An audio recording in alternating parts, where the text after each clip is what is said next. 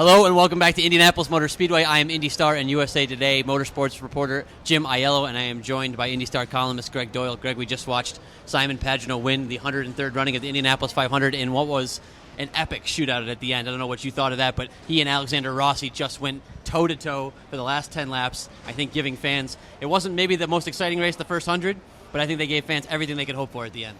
Yeah, I'm not sure it's accurate to say we watched Simon Pagenaud win.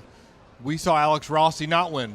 We didn't see him lose, but Simon Pagenaud won the race, but Alexander Rossi won the day. He was, well, he's my story, but he was the story. As much as you can be a story without winning, that was him. Yeah, and he said, I got a chance to talk to him when I was down there. He said he's already getting sick of it because that was the truth last year. He went from 32nd to 4th. He was the story of the race. This time he goes up and puts on a show, and he's the story of the race. But he's sick of being the story without walking away with a win. Yeah, but he needed last year and this year a little bit because his 500 win in 2016 was a fluke. I mean, it was a fuel strategy fluke. He literally ran out of gas half mile from the finish line and coasted across the finish line because he didn't take a pit stop when everybody else did.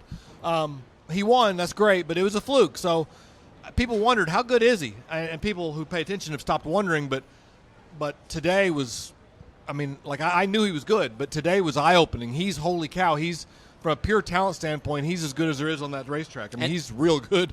And about as fierce as they come, I mean, again, we'll get to Simon Pagenaud, I promise, because it's his day today, but as fierce as they come, I mean, he was waving at Oriol Servia to get the heck out of his way. Oriol Servia was a few laps down. He thought it was very disrespectful, but that guy, I don't know if anybody wants it. We talked about desire earlier this morning. I don't know if anybody wants it more than Alexander Rossi. Yeah, he wants the second one, and he thinks he's going to get it. He actually said to us later, he said, when I get that second one, when we get the second one, you'll see all these emotions coming out.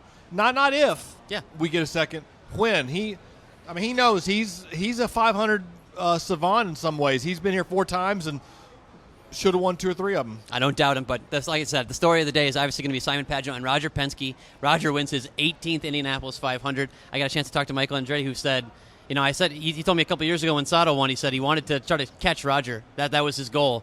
He said, my goal got a lot harder to get to today. Roger just keeps racking him up. He won last year, obviously. Will Power swept the month, winning the GP and then the 500. Simon repeats the feat this year, winning the GP, winning the 500. Now he's one of the only guys that does the IndyCar champion and Indy 500 champion. And for him, this has been a long time in the making. He's been working really hard at his ovals. He's been really trying to get this, I think the signature victory is what he really needed for his career. There was a lot of talk about his job security at Team Penske heading into the year. Is Alexander Rossi going to replace him at Penske? And Simon hadn't had a very good year last year, and he comes back, he wins the GP, he gets his confidence back, he wins the 500, and I'm sure you saw the emotion, and it all kind of came pouring out of him in victory lane. Yeah, and he's kind of an icy, cool guy, and he wasn't that way. He's got to know what his legacy is. I'm not sure he's going to know this comparison, but I'm hoping a lot of you do. He was this circuit's version of Tom Kite. Tom Kite was the world's greatest golfer who never won a major. And maybe he won a major eventually, and I don't remember. But I know for a lot of years, Tom Kite didn't have that major. I don't think he ever did. That was Pagenaud, maybe the greatest driver on the series. It was Will Power, but he got the 500 last year. Yeah, he got it. And now it's Simon. He's the best driver out here without a 500. And now he's got his 500. So I'm not sure who's the best now. I don't know, Ed Carpenter maybe, but that's where we are. Yeah, and so Simon gets the signature win, gets all the emotion that comes with it. I think he's going to be a great champion. Elio Castroneves said the same thing. Elio Castroneves knows a thing or two about being a 500 champion. Or three. And he said that Simon deserves it. He worked hard for it. He's one of those guys. Will Power won last year. It was a popular win in the paddock. Simon Pagenaud was a popular win in the paddock.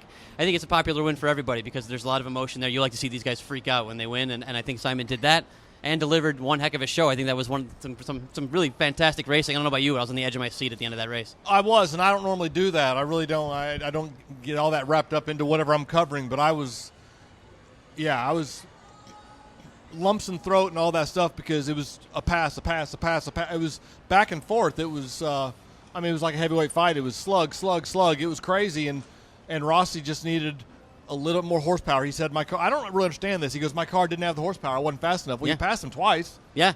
I don't know about that. Now Simon started to figure out what those moves were at the end and just had the better car. I think that's really what it came down to. So to recap real quick, Takuma Sato finishes 3rd, Newgarden 4th, and Will Power, the defending champ, has a pretty good day finishing 5th.